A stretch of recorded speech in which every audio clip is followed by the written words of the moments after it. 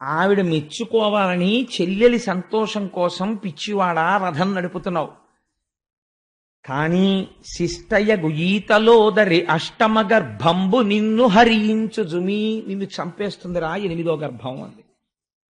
ఇప్పటి వరకు కంసుడు పరమ ప్రేమతో ఉన్నాడు. ఈ మాట వినపడింది ఆకాశంలోంచి. వినపడగానే రథాన్ని ఆపాడు, కిందకి దిగాడు. అంతే, కళ్ళు ఎర్రబడిపోయి గుడ్లు తిరుగుడు పడ్డాయి. అపారమైన కోపం వచ్చేసింది. కందగడ్డైపోయింది మొహం, బుగ్గలు కదిలిపోతున్నాయి, దవడలు ఊగిపోతున్నాయి, పెదవులు కదిలిపోతున్నాయి. తన ఎడమ చేత్తో చెల్లెలి యొక్క కొప్పు పట్టుకుని రథంలోంచి కిందకి లాగేశాడు.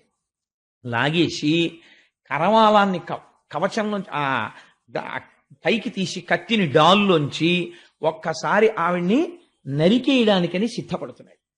ఆ సిద్ధపడుతున్నటువంటి సందర్భంలో ఇప్పుడు ఆలోచించుకోవడానికి సమయం లేదు, ఏం మాట్లాడాలి. వసుదేవుడు మాట్లాడాలి.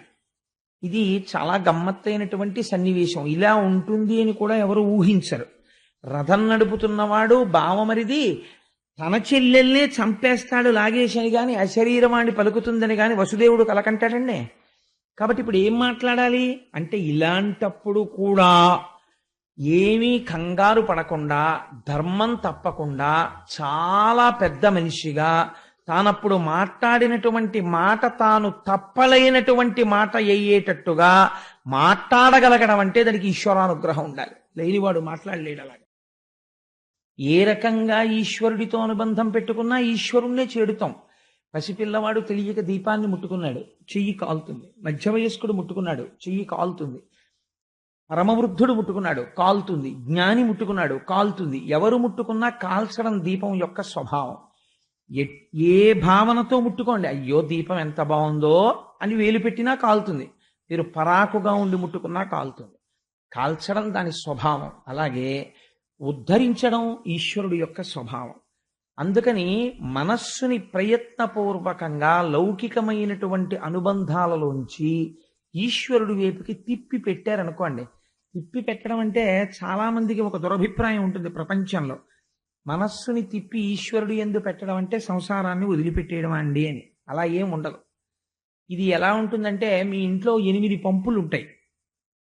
సింకులో ఒక పంపు ఉంటుంది, వాష్ బేసిన్లో ఒక పంపు ఉంటుంది, స్నానం చేసేటప్పుడు బాత్రూంలో ఒక పంపు ఉంటుంది. సెల్ ఫోన్స్ కట్టేయండి సార్. ఆ తర్వాత మీరు సెల్ ఫోన్ తీసుకొచ్చి ఇక్కడ మాట్లాడితే 100 మందికి డిస్టర్బెన్స్ ఉంటుంది భాగవతానికి సెల్ ఫోన్ అవసరమా? అంత సెల్ ఫోన్ మీకు వస్తుంది అనుకుంటే బయట నుంచోండి వెళ్ళి. కాబట్టి ఎక్కడో సింక్లో ఓ పంపు ఉంటుంది, వాష్ బేసిన్లో ఓ పంపు ఉంటుంది, బాత్రూంలో ఓ పంపు ఉంటుంది.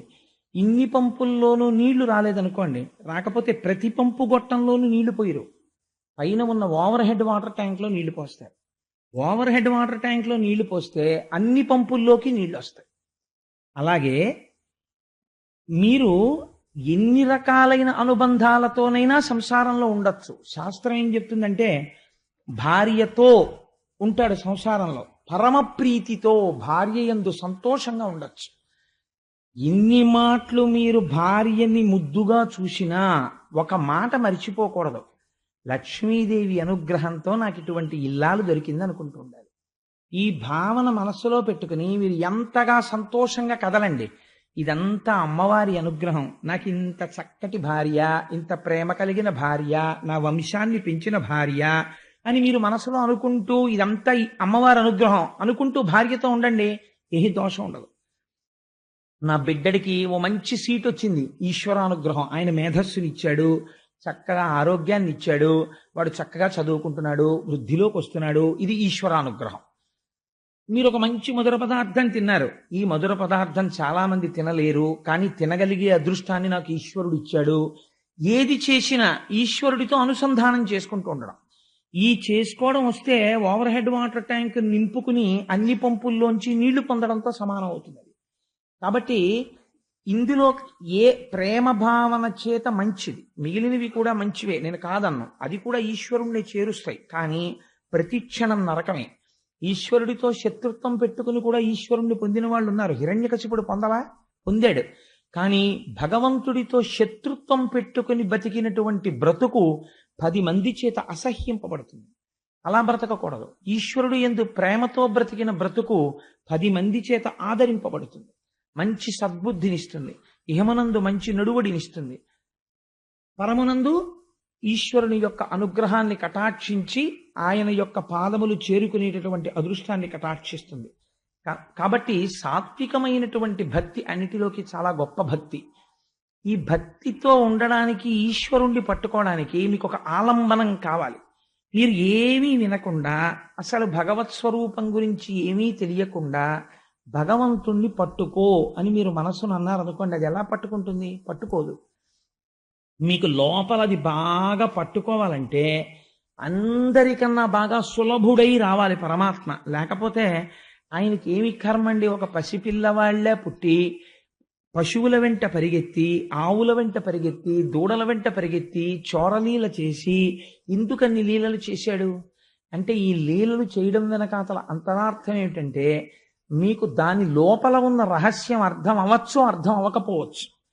కనీసం బాహ్యంలో ఆ కథ మనస్సుని పట్టుకుందనుకోండి, పట్టుకుంటే మనస్సు అస్తమానం తరచి తరచి తరచి తరచి దాని గురించి ఆలోచిస్తుంది. ఆలోచించినప్పుడు పట్టుకున్న వస్తువు దేన్ని పట్టుకుంది? కృష్ణుడిని పట్టుకుంది. రసో వై సహా అని పేరు ఆయనకి. కాబట్టి అది ఏ ఫలితాన్ని ఇస్తుంది? ఈశ్వరుడి దగ్గరికి చేరుస్తుంది. మనస్సుకి అపారమైనటువంటి తృప్తిని, ప్రశాంతతని కల్పిస్తుంది. కాబట్టి దశమస్కంధం భాగవతంలో ఆయువు పట్టు అనడానికి కారణం, భాగవతంలో దశమస్కంధంలోకి వచ్చేటప్పటికే కృష్ణ పరమాత్మ యొక్క ఆవిర్భావాన్ని, లీలల్ని విశేషమైనటువంటి వర్ణన చేశారు వ్యాస భగవానుడు. ఆంధ్రీకరించి పోతన గారు మనకు ఉపకారం చేశారు. నవమస్కంధంలో ఒక గమ్మత్తు చేశారు. నవమి నాడు రామచంద్రమూర్తి పుట్టారు. దశమస్కంధాన్ని ప్రారంభం చేసే ముందు నవమస్కంధంలో రామాయణం చెప్పారు వ్యాసుల వారు కానీ, పోతన గారు కానీ. నవమస్కంధంలో ఎక్కువ భాగం యథార్థానికి రామచంద్ర ప్రభువు యొక్క సంకీర్తనమే. కానీ నేను దాన్ని అంత విపులంగా మళ్ళీ ఎందుకు స్వీకరించలేదంటే, ఇతపూర్వం మనం అందరం ఇక్కడ రామాయణం చెప్పుకుని ఉన్నాం కాబట్టి ఆ రామాయణం చెప్పుకున్నటువంటి ఫలితాన్ని, ఆ రామాయణం చెప్పుకున్నటువంటి పరిస్థితిని భాగవతాంతర్గతం చేసి తీరుతాడు రామచంద్రమూర్తి. ఆయన కృపాకటాక్షములు ఉన్నవాడు కాబట్టి మనం ఇంకొక స్కంధం వైపుకి నడవడానికి అవకాశం ఉంటుంది అని రామాయణంలో నవమస్కంధంలో ఉన్న రామాయణాన్ని పక్కన పెట్టడం జరిగింది. అంత మాత్రం చేత నేను దానిని విడిచిపెట్టినట్లు కాదు. అందుకని నేను ఒక 4 వాక్యములలో రామాయణాన్ని పూర్తి చేసేసాను అనుకోండి, పూర్తి చేసేస్తే నేను నవమస్కంధంలో రామాయణం చెప్పేసినట్టే కదా.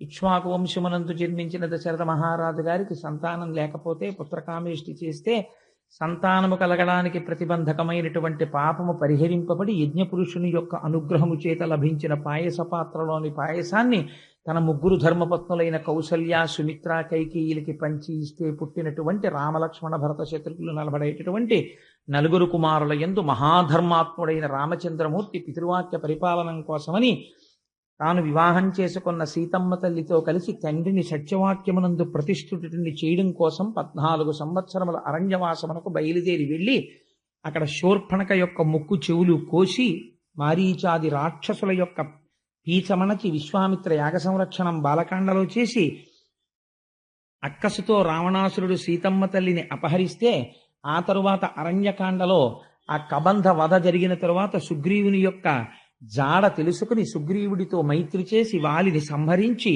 హనుమ యొక్క సహాయం చేత 100 యోజనముల సముద్రమునకు ఆవల దక్షిణ దిక్కున ఉన్నటువంటి లంకా పట్టణంలో రావణాసురుని యొక్క ప్రమదావనంలో బంధింపబడిన సీతమ్మ తల్లి యొక్క జాడ హనుమ ద్వారా తెలుసుకుని సముద్రమునకు సేతువు కట్టి ఆవలి ఒడ్డుకు చేరి రావణ కుంభకర్ణాది రాక్షసులను తెగటార్చి తిరిగి సీతమ్మ తల్లిని తాను పొంది 11,000 సంవత్సరములు రామచంద్రమూర్తి రాజ్య పరిపాలన చేసి రామరాజ్యమని పేరు తెచ్చి ఎన్నో అశ్వమేధ యాగములు, వాజపేయములు, పౌండరీకములు మొదలైనటువంటి యాగములు చేసి మనిషి ఎలా ప్రవర్తించాలనేటటువంటి దానికి ఒక అద్భుతమైనటువంటి కొలమానమును ఏర్పాటు చేసినటువంటి విశేషమైనటువంటి అవతారము రామావతారము.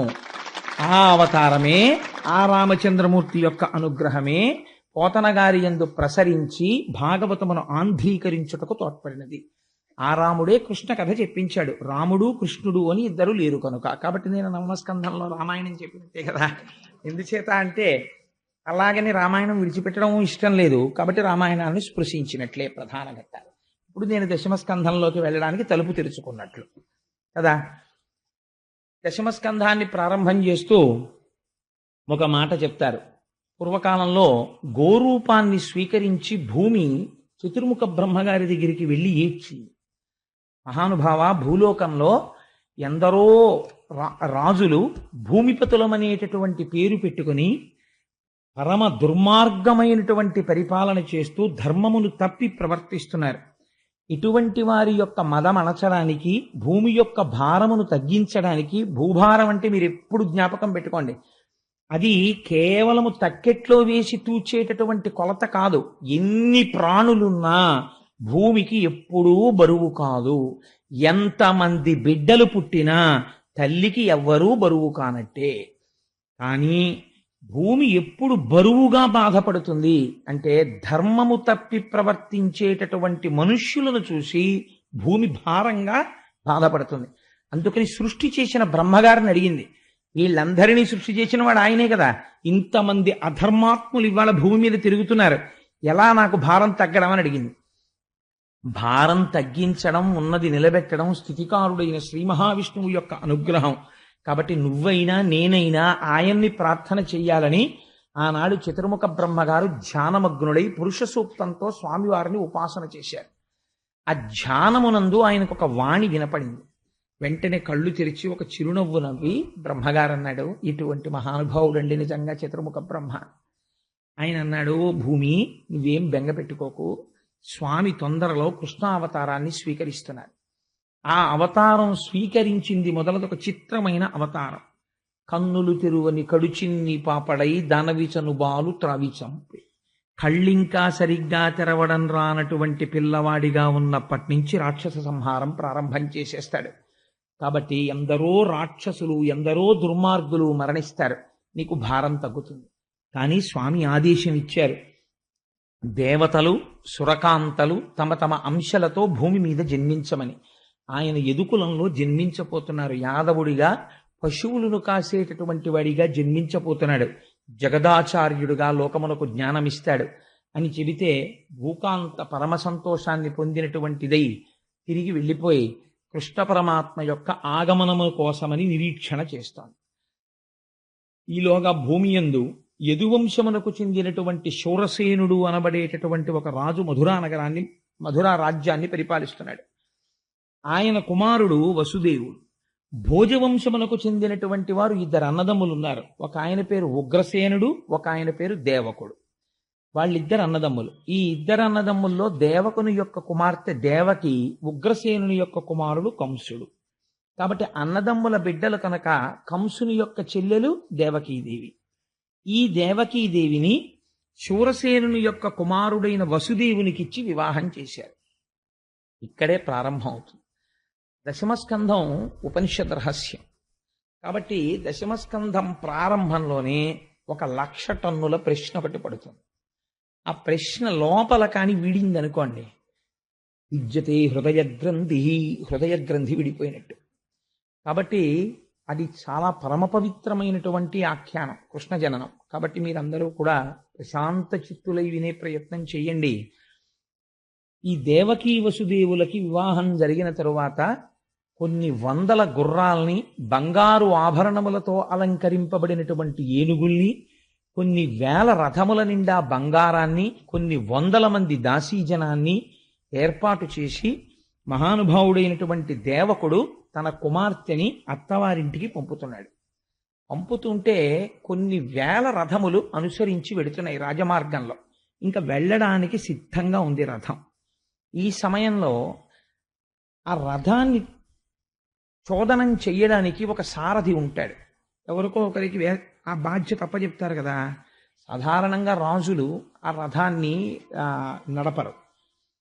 ఇలాంటి సమయంలో కంసుడు అకస్మాత్తుగా వచ్చాడు. ఆయనకి చెల్లెలంటే మహాప్రేమ, మీరు మర్చిపోకూడదు ఆ విషయాన్ని.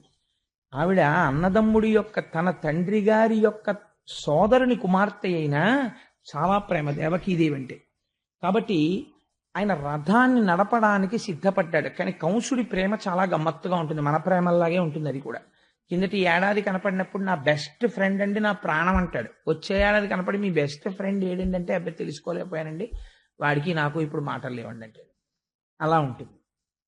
స్నేహం చిరకాలం వర్ధిల్లేటట్టుగా చెయ్యాలి తప్ప ఇవాళ స్నేహం చేసి రేపు వదలకూడదు.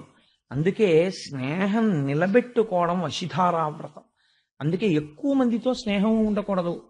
తనకి సరిపోయే వారితోనే స్నేహం చెయ్యాలి, దానికి వయసు అడ్డు రాదు. అలా స్నేహం చేసింది జీవితాంతము నిలబడిపోవాలి. ఆ స్నేహాలు అంత పవిత్రం కావాలి. అంతేకాని ఇవాళ స్నేహం చేసి రేపు విడాకులు ఇచ్చుకోకూడదు. స్నేహానికి అంత అందంగా ఉండాలి స్నేహం అన్నది. సరే, అందుచేత ఈ కంసుడు రథాన్ని నడుపుతాను అని బయలుదేరాడు. చాలా సంతోషించారు.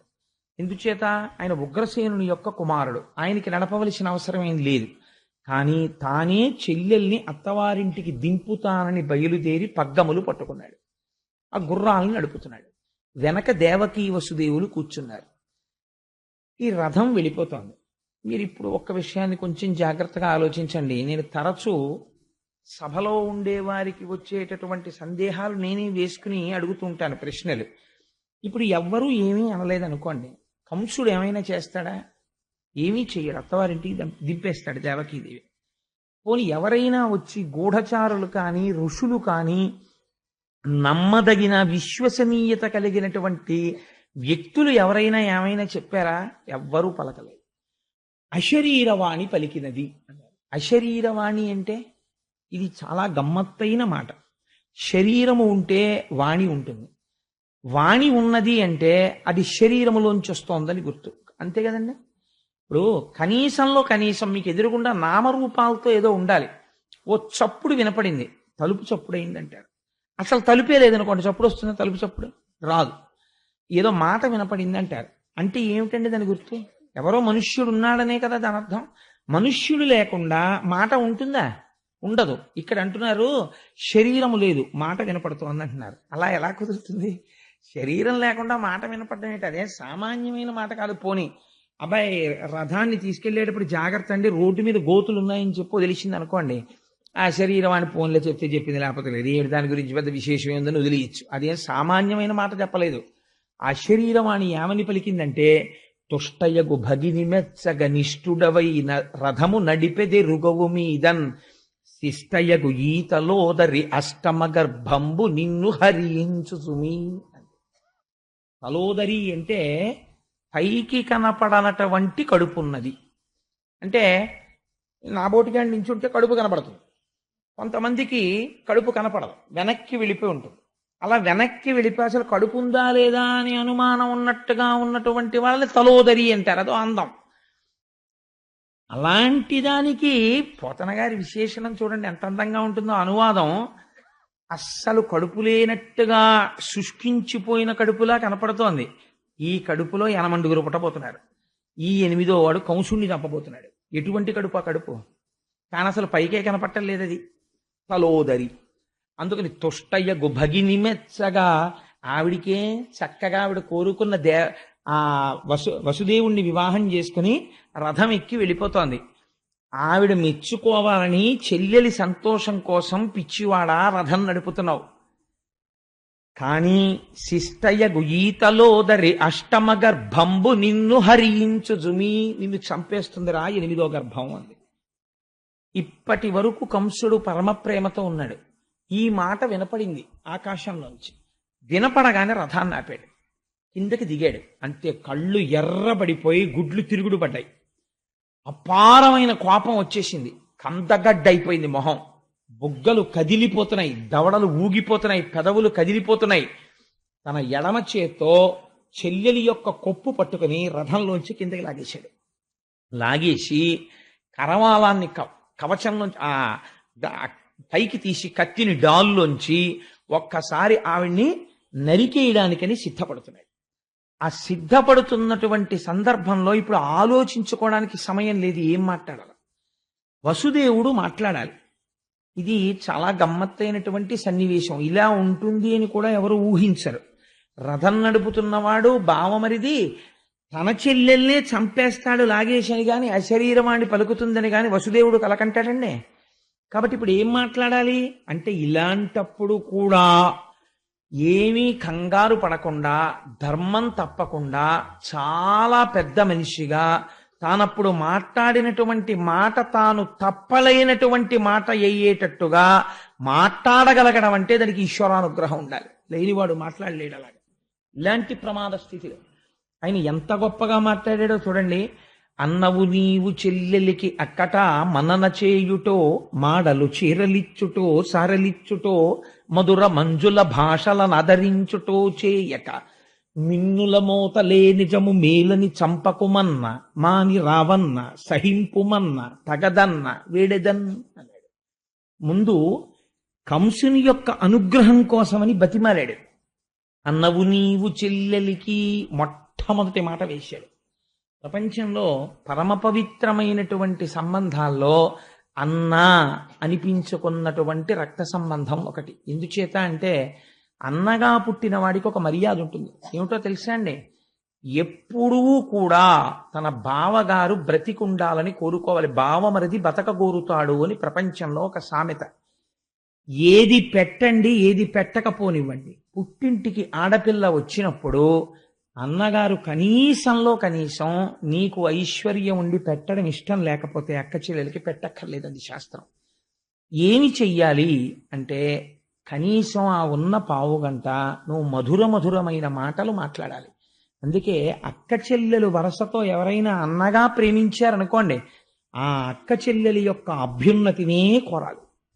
కాబట్టి మధుర మంజుల భాషలనాదరించుటో, నువ్వు అన్నవి కాబట్టి రథం తోలడానికి వచ్చావు. కాబట్టి నువ్వేం చెయ్యాలి?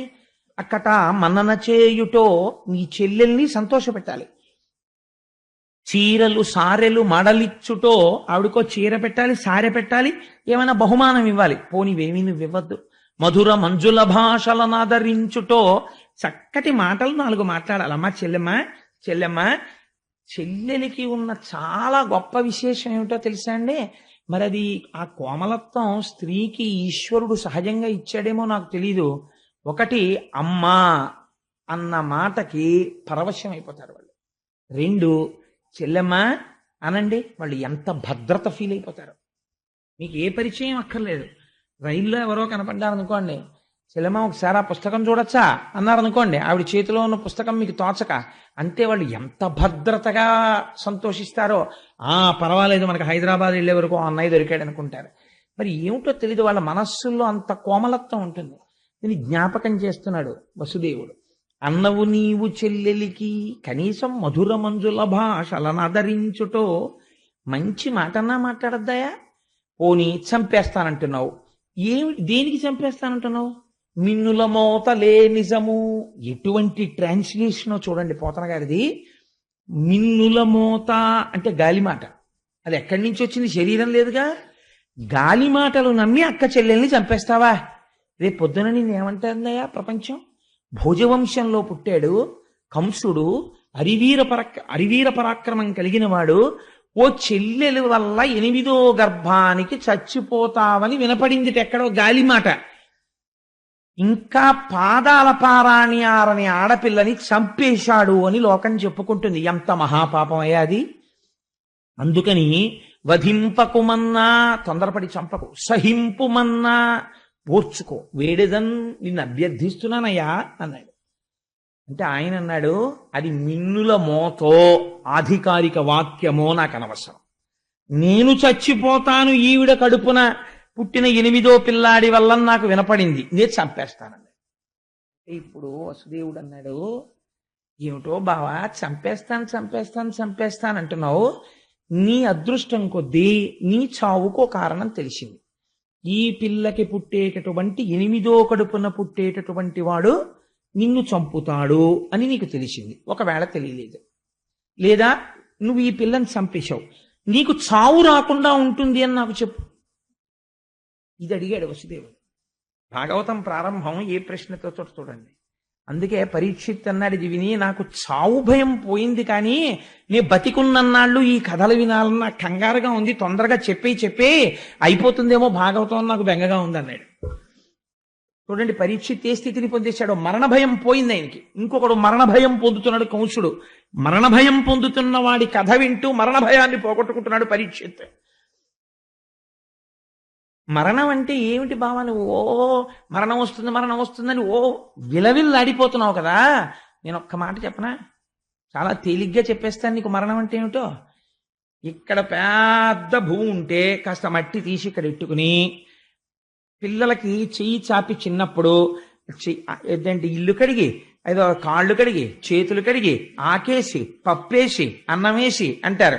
అలా ఇందులో కాస్త మట్టి తీసి ఇందులో పెట్టి, ఇందులో నీళ్లు తీసి బ్రహ్మాండంలోంచి ఇందులో పెట్టి, ఇందులో ఆకాశం తీసి ఇందులో పెట్టి, ఇందులో వాయువు తీసి ఇందులో పెట్టి, ఇందులో అగ్ని తీసి ఇందులో పెట్టి, ఈ 5 కలిపి 5 కొంచెం సేపు నీళ్లలో బుడగలా తిరిగి ఆ తర్వాత బుడగ పగిలిపోయినట్టు ఇందులో ఉన్నటువంటి భూమి అందులోకి వెళ్ళిపోయి, ఇందులో ఉన్న అగ్ని అందులోకి వెళ్ళిపోతే అదే మరణం. ఏముందని పెద్ద విశేషం ఏముంది?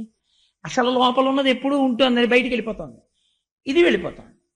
మళ్ళీ ఎలా వెళ్ళిపోతోంది అంటే వసుదేవుడు అన్నాడు, ఆ వెళ్ళడం కూడా ఎలా పెడుతుందో తెలుసా? వెళ్ళిపోయే ముందే తాను మళ్ళీ పుట్టవలసినటువంటి జన్మని ఉపాధిని వెతికేసుకుంటుంది స్మరణ చేత. ఇది చాలా ముఖ్యమైన మాట, మీరు గుర్తుపట్టాలి. స్మరణ చేత. ఎందుకని? మనస్సుకి ఏదో అలవాటు అవుతుంది, సంస్కారం.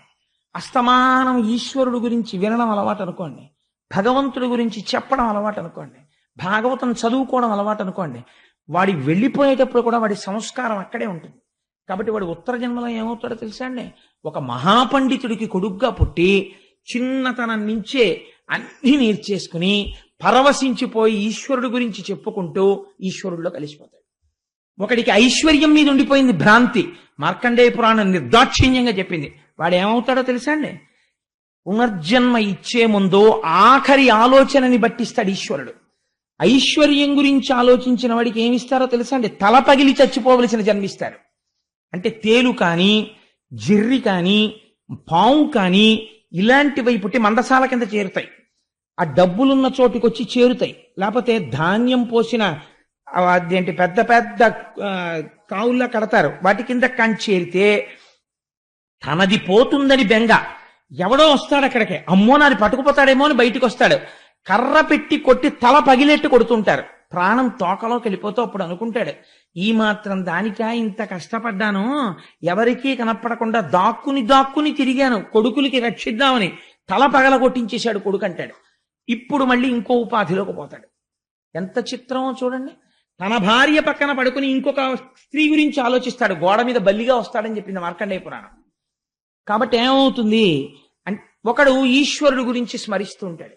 వాడు ఉత్తర జన్మల్లో హాయిగా ఒక మహాపండితుడు కడుపున పుట్టి ఏ లోటు లేకుండా 7 ఏళ్ళు 8 ఏళ్ళు వచ్చేటప్పటికి అపారమైన పాండితీ ప్రకర్షతో ఐశ్వర్యానికి లోటు లేకుండా 10 మందికి పెడుతూ తాను తింటూ భగవంతుడి గురించి చెప్పుకుంటూ సార్థకత పొంది ఈశ్వరుడిలోకి వెళ్ళిపోతాడు.